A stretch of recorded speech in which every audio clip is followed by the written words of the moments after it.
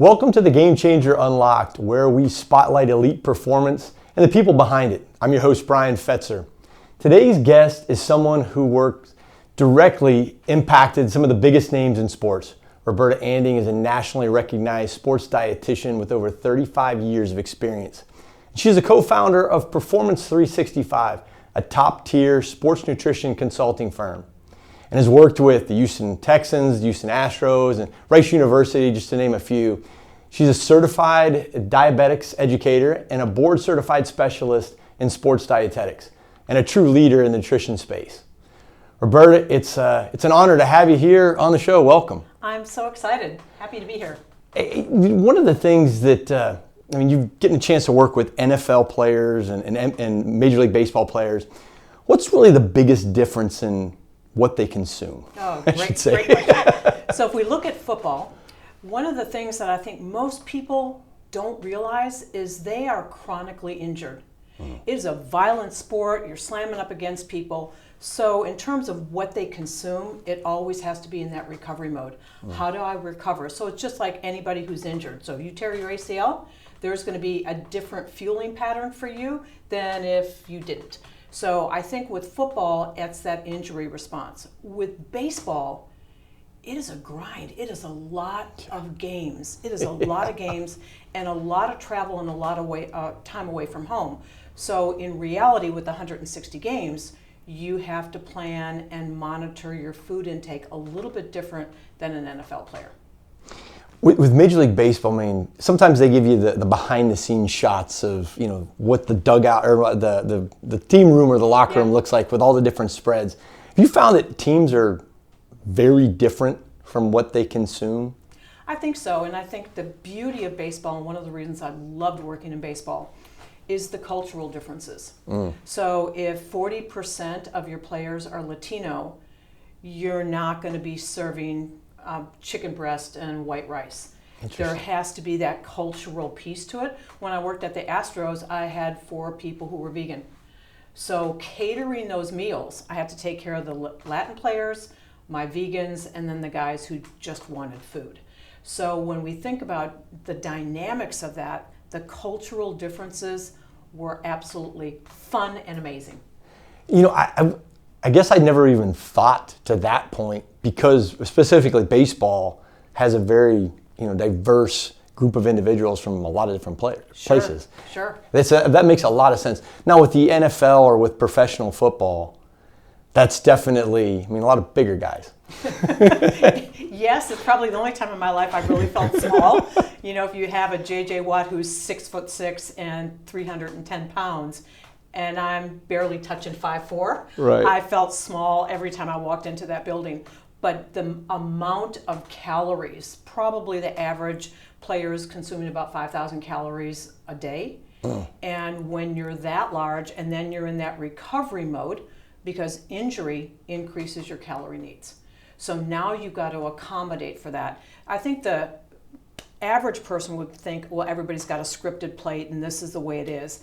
And that's not really the way it is. You have to set up the food so players can self-regulate. So if you want them to self-regulate, there has to be enough really great things on the line for them to consume in order for them to self-regulate. So I never made a plate for somebody. I never made a plate for somebody. I never said, you get 5,000 calories and here it is. Because food is all supposed to be fun. And it's not fun if someone's handing you a plate of things that you didn't choose. For the general public out there, 5,000 calories compared to a normal person's eating, what would be the difference? I would probably say twice the average male. Wow. Twice the average meal. And I think historically it was just eat whatever you want and we're going to fill you up with whatever calories, go out and get fried chicken and fast food. That's not the case anymore. And today's professional athlete, whether it's football or baseball, now has a better appreciation that their body is their job. And if they don't take care of it, they may just be so genetically gifted the first couple years they're going to get away with it. But it catches up with everybody if you inappropriately fuel. That makes a lot of sense. Now, thinking about a specific moment, can you share a moment where your nutrition advice really kind of helped an athlete kind of make a breakthrough or a big performance? Maybe it was early on in their career, or maybe it was in the playoffs or something of that nature. So a couple examples come to mind.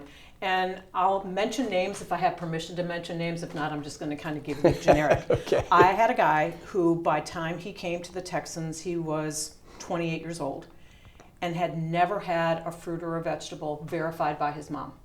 Wow. And I said, I can retire once I get you to eat a fruit or a vegetable. He was just genetically gifted. And so it was like, no, I'm not eating that, I'm not eating that. And I said, well, what if we put all this in a smoothie for you? And so we did bananas and pineapple, and yes, I threw in some spinach to force him to look at something that was green. And then we squeezed some honey in it, and it was like, well, this isn't so bad.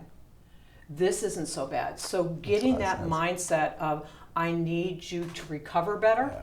And I always say, I want everybody to be a millionaire, and I want you to play as long as you want to play. And if you don't recover, that's going to come back and kick you in the shorts. That makes total sense. I mean, now, beginning of the season, we talked about recovery a lot. Mm-hmm. From the beginning of the season, as you're getting into the playoff run, baseball's almost a full year, it seems like. In the NFL, as it gets towards the end of that season, does the dietary needs change, or does the thought process change at all? Yeah, the thought process actually does change, because you know this based on your background, that moderate amounts of exercise stimulate your immune system. Mm-hmm. Intense exercise can suppress it. Right. So what we would see as the season went on, particularly for football, is that guys were much more likely to get an upper respiratory infection. They were much more likely to get something GI related. It's because their immune system, along with their muscles and the rest of their body, their immune system's taking a hit.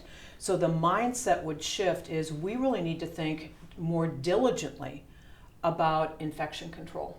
How do we control infection? How diligent is the staff in terms of cleaning the tables, cleaning the line, making sure that hot food is always hot, cold food is always cold, because that matters. And at home it's easy to do. On the road it's not.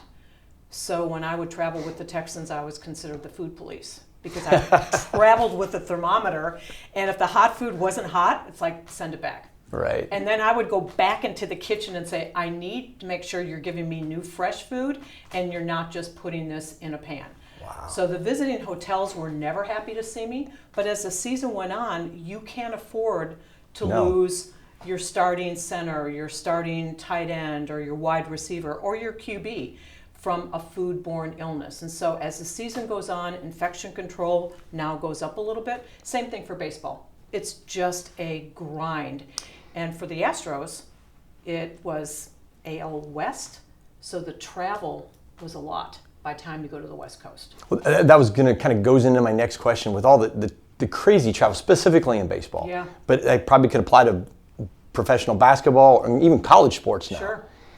What are some things that individuals would do if they are traveling a lot? Yeah. If they're on the road and they're going to be gone. I mean, I know I get down a little bit, health-wise when I'm traveling here and there. What could be something that a professional athlete might be doing on the road? A couple things. One is that if you arrive late, there's really not too many options available in a hotel, right? True. You can get chicken fingers and French fries and maybe a burger. But if you pre-order, and I used to do that for a lot of players, meaning I knew the hotel we were going to, and these were guys that said, I just really need to eat healthy. I would call the hotel, pre-order of food, and then they would hold it for them, or they would fix it late. So some of it is just thinking about your travel times and arrival times. The other thing is that we would oftentimes put together a travel snack bags of things that I wanted people to eat, whether it was dried fruit, nuts, things that were non-perishable, a sandwich, non-perishable, like almond butter and honey on whole grain bread. Cool. So they had something when they landed, and they had fuel when they got to the hotel, even though they ate on the plane. Even though they ate on the plane. Yeah. I mean, you're just trying to get 5,000 calories in for football players or something like that, and they'd be eating a lot. Yep.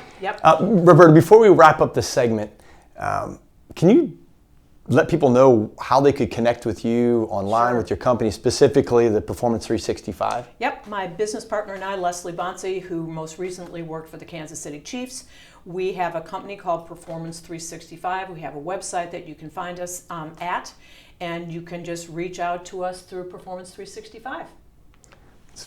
It's a great way to do it. Yep. How about LinkedIn or anything like that? Is there any other social media? Yep. So Performance 365, we're on LinkedIn, Instagram, X, on most major platforms, not TikTok, but most major platforms. And then certainly my LinkedIn profile would be Roberta Anding. We'll get in a little bit more into Performance 365 a little bit later in the show. But we're going to take a quick break, and then we're going to come back with Roberta Anding and talk a lot more about nutrition and performance and how you really got to fuel.